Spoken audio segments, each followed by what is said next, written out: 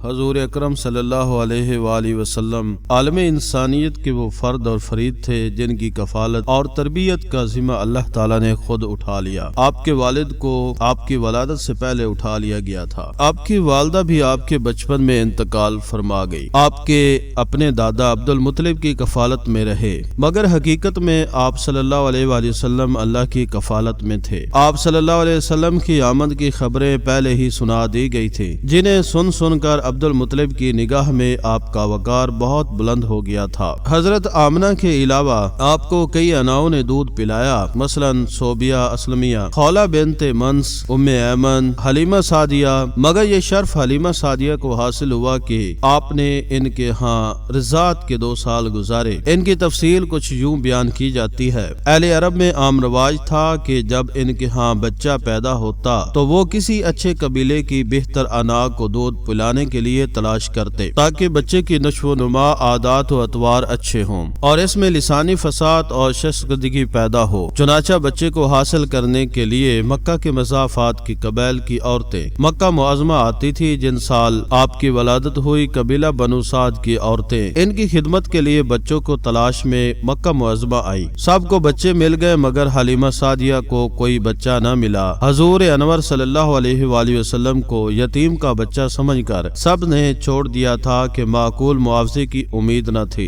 حلیمہ سعدیہ نے بھی اس طرف توجہ نہ دی، مگر جب کوئی بچہ نہ ملا تو وہ اپنے شوہر سے مشورہ کیا تو انہوں نے کہا مذائقہ نہیں، شاید حق تعالیٰ اس بچے کی برکت سے فراغت عطا فرمائے۔ چنانچہ حلیمہ سعدیہ آپ کو حضرت آمنہ سے لے کر آئیں۔ اس سال عرب میں قحط پڑا ہوا تھا، انسان اور جانور سب ہی کمزور ہو رہے تھے۔ حلیمہ سعدیہ جس جانور پر مکہ معظمہ آئیں، اس کا راستہ چلنا 2 بر ہو رہا تھا۔ بڑی مشکل سے مکہ معظمہ پہنچی۔ خود حلیمہ سعدیہ کی صحت میں اچھی نہ تھی، ان کے اپنے بچے کے لیے دودھ کافی نہ ہوتا تھا، مگر جب حضور اکرم صلی اللہ علیہ وآلہ وسلم کو لائیں تو ان کا بیان ہے کہ دنیا ہی بدل گئی۔ اتنا دودھ اترا کہ حضور انور صلی اللہ علیہ وآلہ وسلم نے سیر ہو کر پیا اور ان کے رضائی بھائی عبداللہ نے بھی خوب سیر ہو کر پیا۔ دونوں آرام سے سو گئے۔ سواری کا جانور جو نہایت لاغر کمزور تھا اتنا درست و توانا ہو گیا کہ دوڑتا ہوا اپنی منزل تک پہنچا۔ بنو سعد کے علاقے میں قحط کا بڑا زور تھا،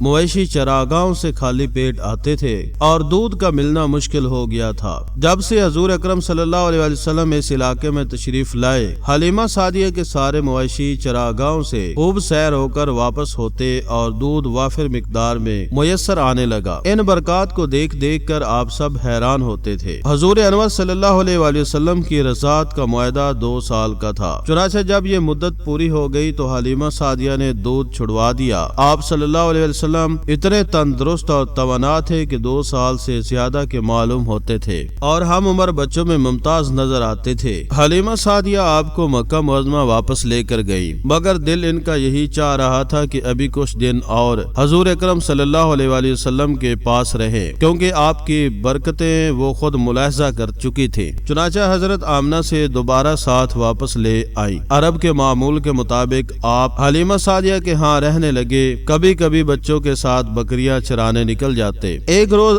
عجیب واقعہ پیش آیا کہ گھر کے پیچھے بکریاں چرا رہے تھے۔ 2 سفید پوش آدمی آئے، آپ کو زمین پر لٹایا، سینہ چاک کیا، اس میں سے کچھ نکالا اور کچھ ڈالا، پھر چلے گئے۔ آپ کا رضائی بھائی سہما ہوا حلیمہ سعدیہ کے پاس آیا اور سارا ماجرا سنایا۔ وہ دوڑی ہوئی باہر آئی تو آپ صلی اللہ علیہ وسلم بھی سہمے ہوئے کھڑے تھے۔ انہوں نے سینے سے چمٹا لیا، پوچھا تو آپ نے جو گزرا تھا بتا دیا۔ ان کو خیال ہوا کہ کہیں بچے پر آسیب کا اثر نہ ہو گیا ہو، اس لیے مناسب یہی ہے کہ اس کے گھر پہنچا دیا جائے۔ چنانچہ وہ آپ کو لے کر مکہ معظمہ آئی۔ حضرت آمنہ دیکھ کر حیران ہوئی کہ ابھی تو اصرار کر کے لے گئی تھی، پھر کیوں کر لے آئی ہیں؟ حلیمہ سعدیہ نے سارا ماجرا کہہ سنایا۔ حضرت آمنہ نے فرمایا کیا تمہیں ان پر کسی شیطانی اثر کا گمان ہو گیا ہے؟ باخدا ہرگز ایسا نہیں ہے، ان پر شیطانوں کا ہرگز قدرت حاصل نہیں ہو سکتی، میرے بچے کی شان ہی نرالی ہے۔ پھر حضرت آمنہ نے حلیمہ سعدیہ سے آپ صلی اللہ علیہ وسلم کو لے لیا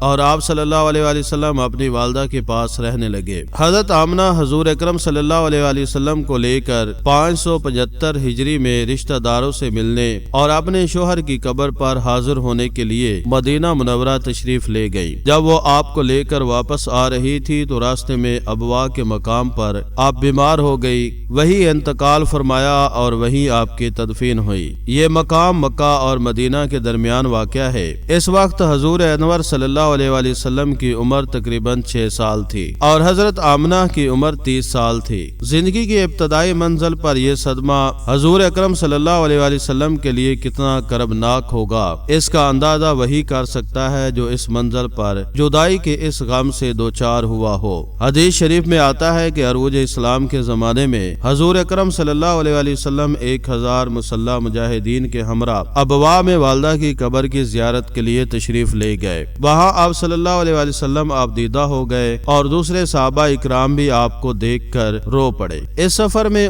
ایمن جو آپ کی والد کی کنیز تھی آپ کے ساتھ تھی۔ آپ صلی اللہ علیہ وآلہ وسلم کی والدہ کے انتقال کے بعد وہ آپ کو عبد المطلب کی خدمت میں لے گئی۔ وہ آپ سے بڑی محبت کرتے تھے۔ خانہ کعبہ کے سائے میں عبد المطلب کے لیے جب فرش بچھایا جاتا تو کسی کی مجال نہ تھی کہ عبد المطلب کے بیٹھنے سے پہلے فرش پر بیٹھ سکے۔ بچپن میں حضور اکرم صلی اللہ علیہ وآلہ وسلم ادھر آ جاتے تو فرش پر بیٹھ جاتے۔ آپ صلی اللہ علیہ وسلم کے چچا روکنا چاہتے تو عبد المطلب ان کو منع کر دیتے اور فرماتے، میرے اس بچے کو چھوڑ دو، خدا کی قسم اس کی بڑی شان ہونے والی ہے۔ پھر وہ اپنے پاس بٹھا لیتے، شفقت سے آپ کی پیٹھ پر ہاتھ پھیرتے اور آپ صلی اللہ علیہ وسلم کی معصومانہ حرکتوں کو دیکھ کر خوش ہوتے۔ عبد المطلب کو مختلف ذرائع سے حضور اکرم صلی اللہ علیہ وسلم کے تابناک مستقبل کا اندازہ ہو گیا تھا، اس لیے وہ آپ صلی اللہ علیہ وآلہ وسلم کو بہت چاہتے تھے اور آپ کی عزت کرتے۔ چنانچہ سیف ابن ذی یزن نے جب حبشہ فتح کیا تو حضور اکرم صلی اللہ علیہ وسلم کی ولادت باسعادت ہو چکی تھی۔ عرب اور وفود اور معززین قوم مبارک باد دینے کے لیے اس کے دربار میں گئے۔ انہی میں سے ایک وفد قریش کا بھی تھا جس کے سردار ابو مطلب تھے۔ عبد المطلب سیف سے ملے اور اس کو مبارکباد دی۔ کئی روز اس کے ہاں قیام رہا۔ ایک روز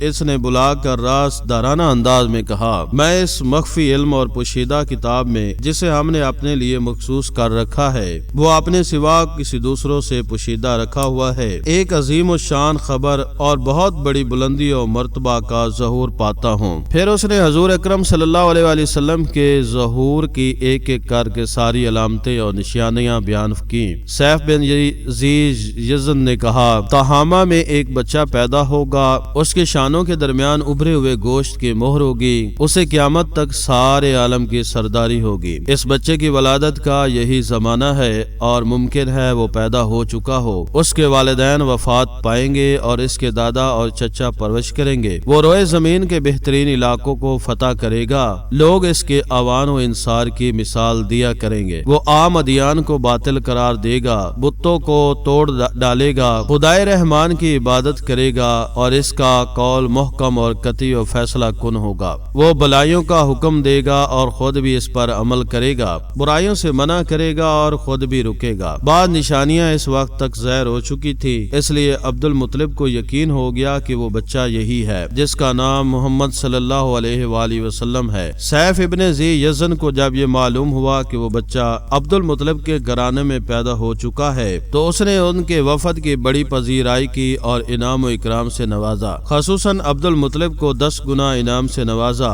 اس سفر میں عبد المطلب حضور اکرم صلی اللہ علیہ وآلہ وسلم کے بارے میں نئی نئی بشارتیں لے کر گئے۔ آپ کا دل مسرتوں سے سرشار تھا اور آپ کی نظر میں حضور اکرم صلی اللہ علیہ وسلم کا وقار بہت بلند ہو گیا تھا۔